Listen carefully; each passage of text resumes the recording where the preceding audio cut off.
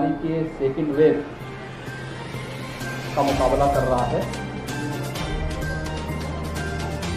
आदरणीय प्रधानमंत्री जी के मार्गदर्शन में पूरे देश के अंदर कोरोना के खिलाफ बड़ी मजबूती के साथ एक अभियान चल रहा है और उसके अपेक्षित परिणाम भी प्राप्त हो रहे हैं। उत्तर प्रदेश जो देश की आबादी की दृष्टि से सबसे बड़ा प्रदेश है, उत्तर प्रदेश कोरोना की सेकेंड वेव के खिलाफ मजबूती के साथ लड़ रहा है।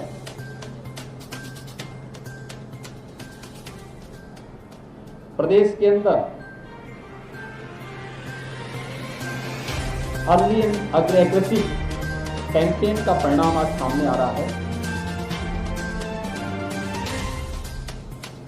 जिसमें हम लोगों ने टेस्ट एंड ट्रीट को ध्यान में रख करके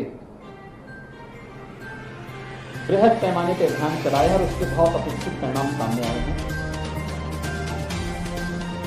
पिछले 10 दिनों के अंदर उत्तर प्रदेश के अंदर 85,000 से अधिक एक्टिव केस कम हुए हैं। उत्तर प्रदेश के अंदर 30 अप्रैल 2021 को 3,10,000 एक्टिव केस थे। आज प्रातः 10 मई को जो रिपोर्ट हमारे सामने आई है, इसमें 2,25,000 एक्टिव केस वर्तमान में उत्तर प्रदेश के अंदर है। फर्स्ट वेव का मुकाबला उत्तर प्रदेश ने बेहतर तरीके से किया था और उसके बेहतर परिणाम भी सामने आए थे। सेकेंड वेव में भी उत्तर प्रदेश उसी प्रबंधन के साथ काम कर रही है। आप याद करिए, जब पिछली बार मैं यहां पर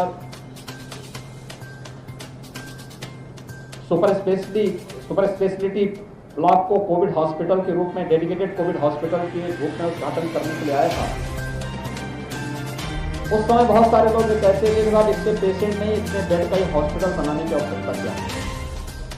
ये 500 बेड का डेडिकेटेड कोविड हॉस्पिटल हम लोगों ने उस समय यहां पर बनाया था और बीच में तो ये भी बात आने लगे कि साहब इसको बंद कर देना चाहिए। तो हम लोगों ने कहा नहीं, बंद नहीं करना है।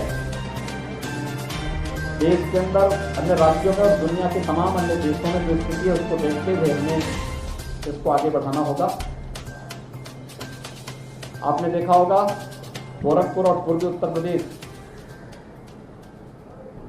के हजारों लोगों के जीवन को बचाने में इस डेडिकेटेड कोविड हॉस्पिटल में हमारे यहाँ के चिकित्सकों ने, हेल्थ वर्कर्स ने बहुत बड़ी भूमिका का निर्वहन किया। ऐसे ही प्रदेश के अंदर अलग अलग जनपदों में भी स्थिति है, इसको लेकर के बहुत उसके साथ ये कार्यक्रम हम लोग आगे बढ़ा रहे हैं। आशंका थी, देश और दुनिया के तमाम एक्सपर्ट इस बात को कहते थे कि उत्तर प्रदेश में 5 से 10 मई के बीच में 1 लाख केस पर डे आएंगे, लेकिन टेस्ट एंड ट्रीट के इस एग्रेसिव अभियान को लेकर के हम लोग चले, उस अभियान का परिणाम है कि आज प्रदेश के अंदर 21,000 पॉजिटिव केस आए हैं। कल 23,000 थे। ये लगातार इसमें गिरावट है, एक डिक्लाइन ट्रेंड की तरफ जा रहा है। यानी हमारा जो कोरोना के खिलाफ रणनीति है वह सफलता के साथ आगे बढ़ रही है और इसीलिए हम लोगों ने प्रदेश के अंदर कोरोना कर्फ्यू के साथ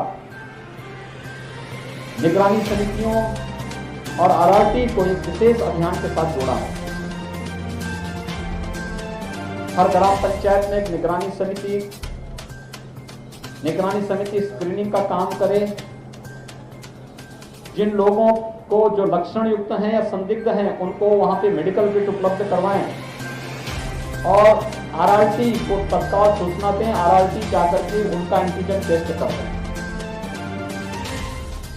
एंटीजन टेस्ट के साथ ही वहां पर एक व्यवस्था देख लेना कि अगर उस परिवार के पास, उस व्यक्ति के पास अपने घर में होम आइसोलेशन की सुविधा है, उसे होम आइसोलेट करने, जिसमें सेपरेट रूम, सेपरेट टॉयलेट है, तो होम आइसोलेट की व्यवस्था वहां पर करना।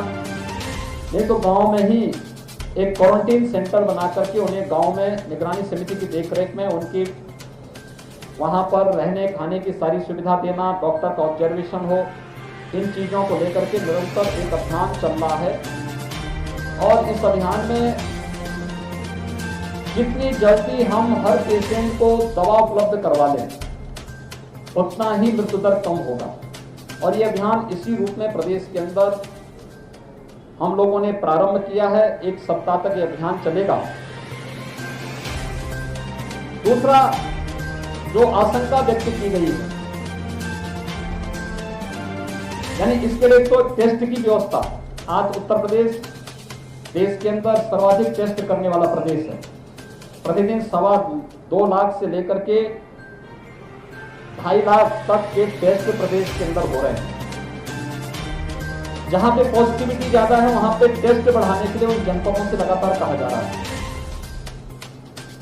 फर्स्ट वेव जब आई थी तो फर्स्ट वेव में हमारे पास जो सबसे अधिक केस आए थे वो आए थे 68,000 एक्टिव केस 68,000 का। फिर एक दिन में केस आने की संख्या भी वह थी 7,500। लेकिन सेकेंड वेव कितनी तीव्र है आप इसी से अनुमान कर सकते हैं कि हमारे पास एक दिन में जो केस सर्वाधिक केस आए थे 24 अप्रैल को आए थे, वो केस थे 38,055 और 30 अप्रैल तक पहुंचते एक पीक पर था। तब हमारे पास एक्टिव केस थे प्रदेश में 3,10,000। यानी कई गुना 68,000 की तुलना में अगर आप देखेंगे तो ये कई गुना ज्यादा है। ऐसे ही 7,000 की तुलना में आप 38,000 को देखेंगे तो ये 5 गुना से, यानी 5 गुना से ज्यादा आ जाता है। ये जो स्पीड है, इसी में इतने ही तेजी के साथ ऑक्सीजन की आपूर्ति की भी मांग हुई। हम आभारी हैं आदरणीय प्रधानमंत्री जी के, भारत सरकार के, कि पहली बार देश के अंदर ऑक्सीजन के लिए वायुसेना के विमानों का उपयोग किया गया। ऑक्सीजन एक्सप्रेस चली है। हम राज्य के अंदर, जब प्रदेश के अंदर कोविड की फर्स्ट वेव थी, तब हमारी ऑक्सीजन की आपूर्ति प्रदेश के अंदर, उसमें राज्य सरकार को कुछ भी नहीं करना होता था। मेडिकल कॉलेज का ऑक्सीजन प्लांट के साथ अपने एग्रीमेंट होते थे, उस एग्रीमेंट के अनुसार ऑक्सीजन मिलता था, या फिर जंबो सिलेंडर से, या उन्होंने एयर सेपरेटर यूनिट लगाए थे, उसके माध्यम से उनका काम चलता था। लेकिन अचानक ऑक्सीजन की डिमांड प्रारंभ हुई। फर्स्ट वेव में 300-350 मीट्रिक टन ऑक्सीजन की खपत उत्तर प्रदेश में थी और कल हम लोगों ने 1,000 मीट्रिक टन से ज्यादा की ऑक्सीजन की आपूर्ति प्रदेश में की है, जिसमें हम लोगों ने वायुसेना के विमानों का उपयोग करते हुए यहां से खाली टैंकर भेजे, वहां से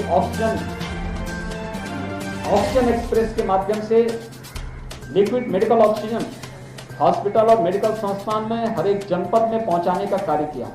यहां पर गोरखपुर में भी, गोरखपुर और बस्ती कमिश्नरी के लिए लिक्विड मेडिकल ऑक्सीजन की आपूर्ति टैंकर के माध्यम से भी और ऑक्सीजन एक्सप्रेस के माध्यम से भी यहां पर आपूर्ति करने की व्यवस्था की गई है। गोरखपुर में, क्योंकि यह पूर्वी उत्तर प्रदेश का स्वास्थ्य सेवा का एक प्रमुख केंद्र है,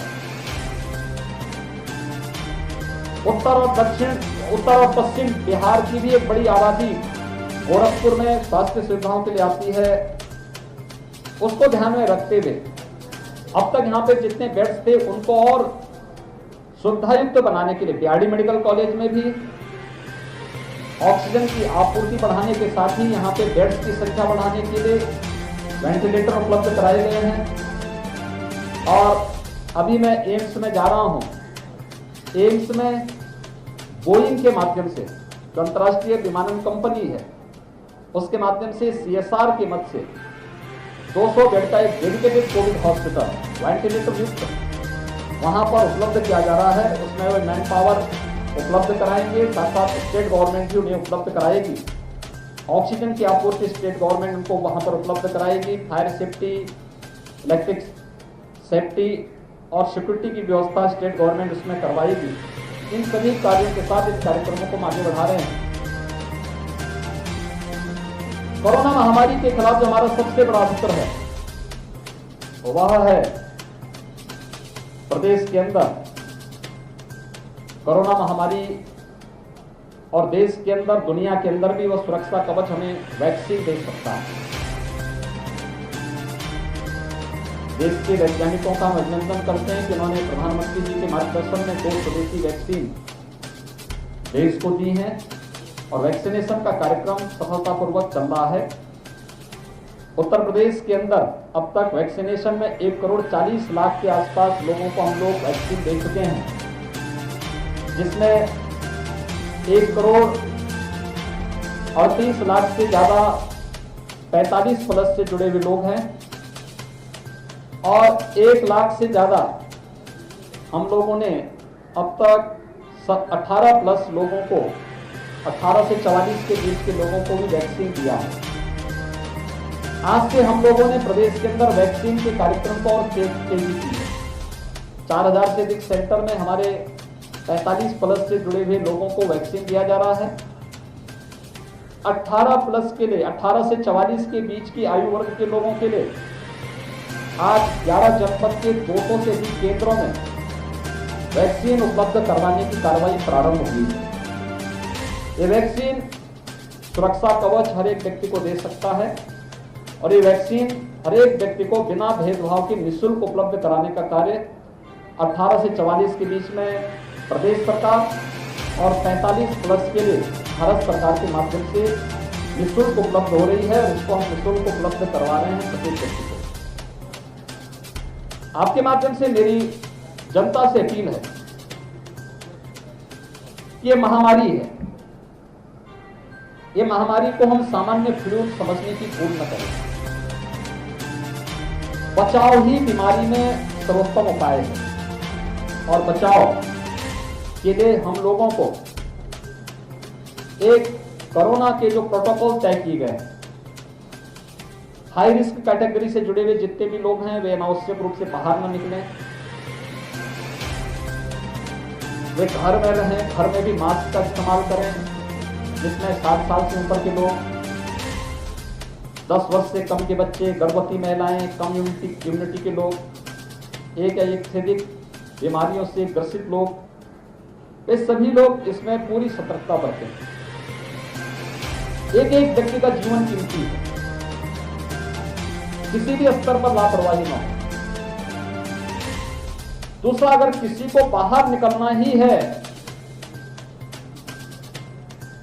जो सामान्य लोग हैं, तो वे लोग भी मास्क का इस्तेमाल जरूर करें। कोई चीज का लेन देन कर रहे हैं, ग्लव्स जरूर पहनें। इसके अलावा अनावश्यक भीड़ न लगाएं, 2 गज की दूरी का पालन करें। अगर इन सभी नियमों का पालन करते हुए हर व्यक्ति शासन के द्वारा निर्धारित नियमों के साथ जुड़ता है, तो न केवल स्वयं को सुरक्षा प्रदान करता बल्कि समाज को भी वह सुरक्षा प्रदान करने में अपना अमूल्य योगदान दे रहा है। और मेरी अपील होगी कि यह समय लापरवाही का कतई नहीं है, किसी भी स्तर पर नहीं है। आज मैं इसीलिए गोरखपुर और बस्ती कमिश्नरी की समीक्षा बैठक के माध्यम से मैंने यहाँ पर प्रशासन को भी जो आवश्यक कार्रवाई की जानी चाहिए अलग अलग स्तर पर कुछ जगहों पर अच्छा काम हुआ है, कुछ जगहों पर अभी और बेहतर करने की गुंजाइश है, उसको और बेहतर करने के लिए उन्हें कहा गया है। साथ साथ जनप्रतिनिधियों का सहयोग किस किस स्तर पर हम बचाव के साथ कर सकते हैं, इस पर भी एक विस्तृत चर्चा यहाँ पर हुई है। अभी मैं एम्स में जा रहा हूँ, जहाँ पर हमें 200 बेड का एक डेडिकेटेड कोविड हॉस्पिटल, वेंटिलेटर युक्त हॉस्पिटल की निर्माण की कार्रवाई वहाँ पर प्रारंभ होनी है और बहुत शीघ्र ही गोरखपुर को एक नई चीज यहाँ के लोगों को उपलब्ध होगी।